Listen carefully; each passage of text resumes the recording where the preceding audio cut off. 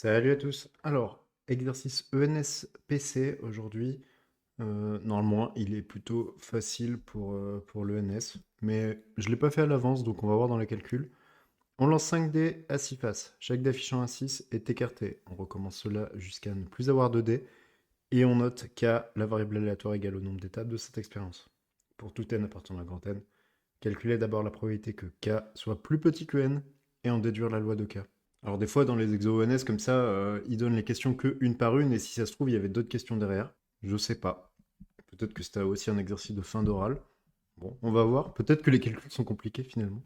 Alors, en fait, les lancers de dés, enfin, chacun des dés, on peut les supposer indépendants. Donc déjà, on va regarder ce que c'est cette fameuse probabilité que K soit plus petit que N pour un seul dé. Donc on note X, I, le nombre de lancers, pour que le DI, ça suppose qu'on ait numéroté les dés, donc on en a 5, donc de 1 à 5, tombe sur 6.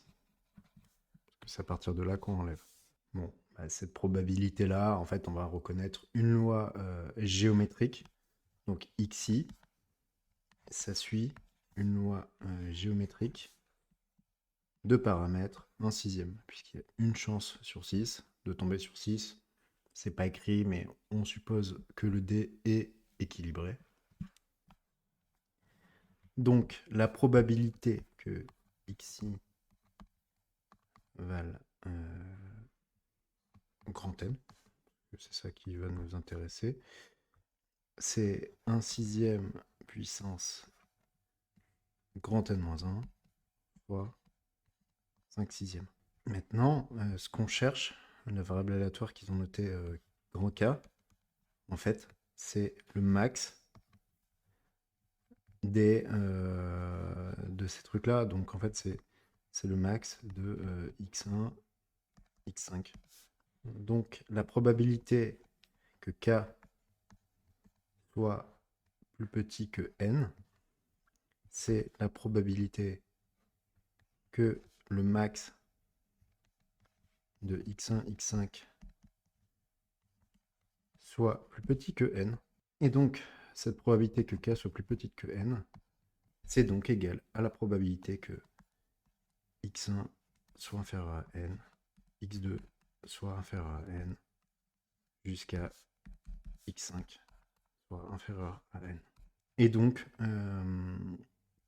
il faut que tous ces événements-là soient vrais. Donc, c'est égal à la probabilité que x1 soit inférieur à n, facteur de la probabilité que x2 soit inférieur à n jusqu'à x5 soit inférieur à n.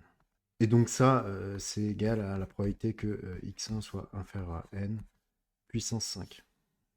Bon, faut le calculer comme il faut, hein. La probabilité que x1 soit inférieur à n, c'est quoi? C'est la somme de k égale 1 à grand N des 5 sixièmes facteur de 1 sixième puissance k-1. Donc ça revient à sommer ce truc-là de 0 à n-1 de 1 sixième puissance k.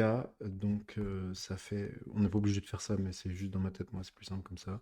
Ça fait 1 moins 1 sixième puissance grand N divisé par 1 moins 1 sixième. Ce qui va se simplifier avec le 5 sixième qui est là, hein. Donc, ça fait 1 moins 1 sixième puissance n. Et donc, la probabilité qu'on cherche, c'est 1 moins 1 sixième puissance n, le tout à la puissance 5. Donc voilà, pas très compliqué.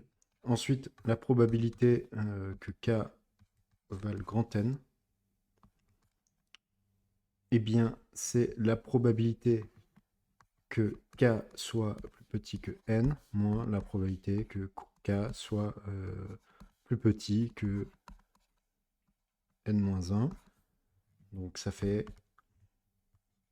1 moins 1 sixième puissance n, le tout à la puissance 5, moins 1 moins 1 sixième puissance n-1, le tout à la puissance 5. Est-ce qu'on développe ça? Peut-être. On pourrait. En fait, ça va pas donner des trucs faramineux, donc pourquoi pas, hein. Là, si on veut simplifier, je pense que ça va pas donner grand-chose. Euh, on peut soit développer avec le binôme de Newton chacun de ces deux termes. Il y a quand même les 1 qui vont se simplifier. Et après, il n'y a pas grand-chose d'autre qui vont simplifier. On va pouvoir factoriser par du 1 sixième puissance n-1 par-ci par-là. Et du coup, on aura du 1 sixième puissance n-1 fois du 5 sixième un peu partout avec des puissances, etc. Mais ça va pas vraiment se simplifier. Soit on peut utiliser a puissance n moins b puissance n. Et dans ce cas-là, il va rester. Les 1, ils vont se simplifier parce que ça fait a moins b, donc ça fait ça. Et après, 1 sixième puissance n moins 1 fois 5 sixièmes fois une somme pour laquelle on ne pourra pas faire grand-chose. Donc pour moi, là, on laisse comme ça et en fait, on a terminé l'exercice. Voilà. Donc ça, c'est un exercice qui est tombé ENS PC en 2019.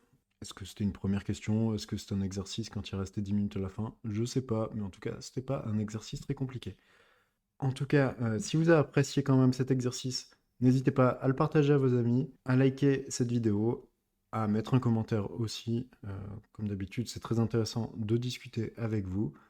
Et si c'est pas encore fait, abonnez-vous. On se rapproche des 2000 abonnés.